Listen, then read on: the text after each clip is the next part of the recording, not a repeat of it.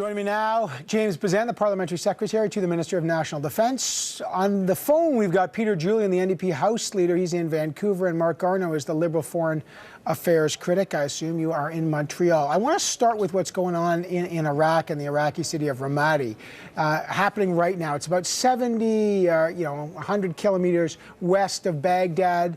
The coalition staged 20 airstrikes on ISIS targets on Wednesday and Thursday, with 19 of the strikes happening in Iraq.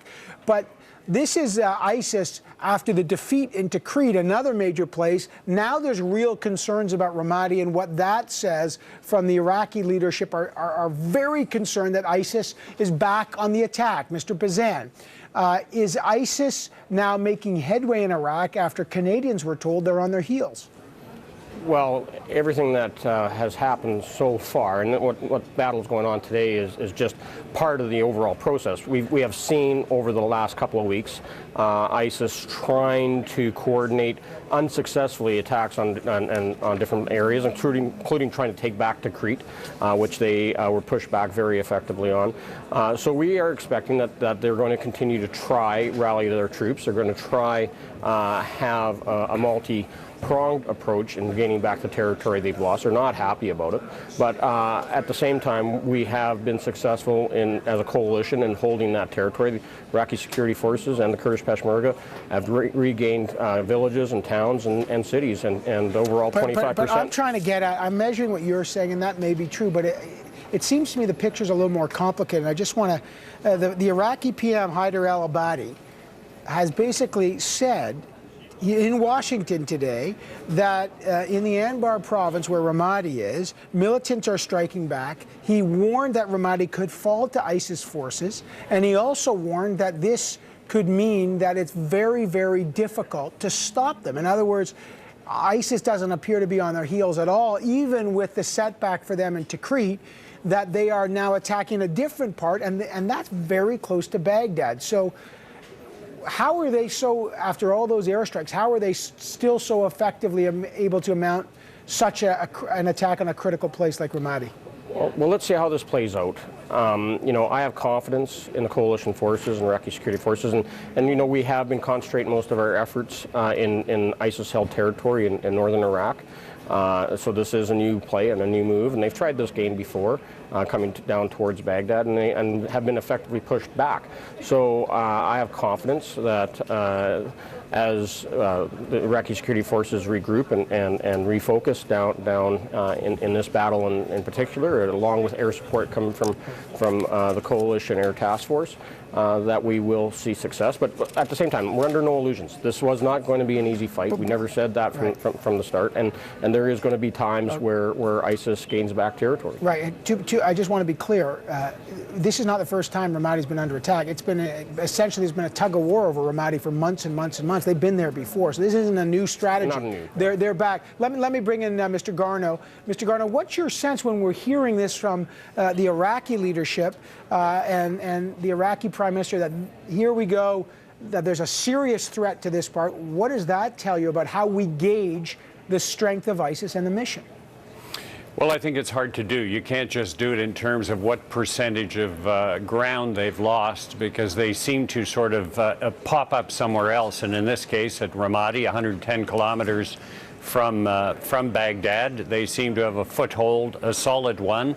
I think that the airstrikes are probably stopping them a bit, but what I'm hearing coming out of Ramadi from the Iraqi forces, whatever forces are there, is that they're desperately calling for more Iraqi forces to come to their aid. So this is going to continue going on for a very long time, and ISIS are fierce fighters, and they will try to take advantage where they think they can get a foothold.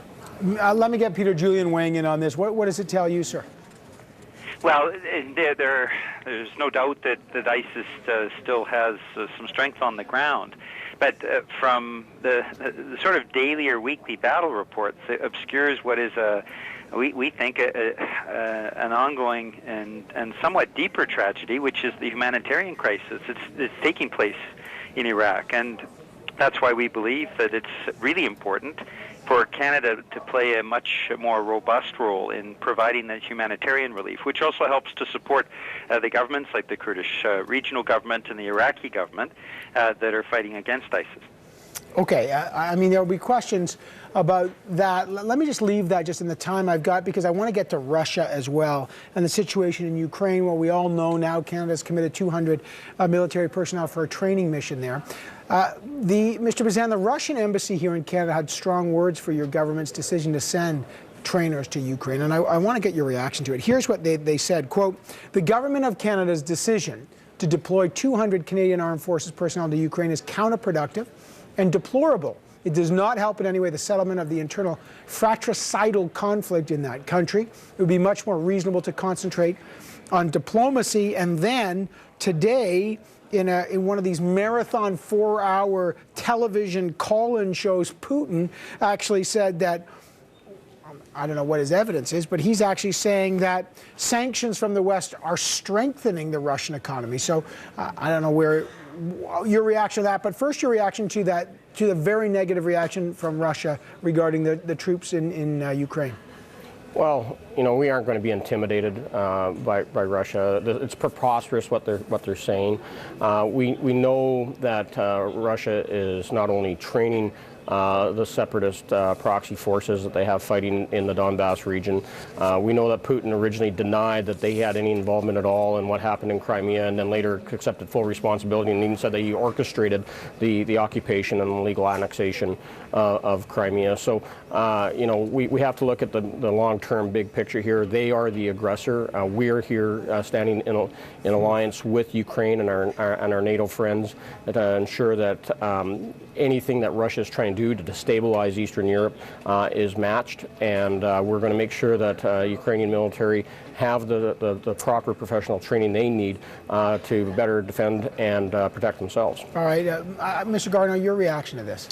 Well, sometimes when I hear the Russians speak, I find it totally preposterous and unbelievable. Here's the country that marched in and took over Crimea and is definitely helping the separatists in the eastern part of the country. So for them to come out and to make those kinds of statements, to me, is absolutely ludicrous.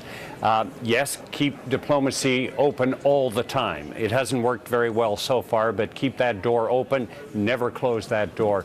But, the actual statements that have been made by Russia, and Mr. Putin, by the way, talking about how the economy is strengthening, I think I read also that they expect their GDP to drop by 3 to 5% this year. So I think that's making it up a little bit. There's a bit of bravado there, but it is true that economic sanctions do take a while to bite. Yeah, all right. Let me get Peter Julian in on that. Peter Julian, again, the question is how best to deal with Russia now, and is the 200 troops a provocation, or is it the right thing to do?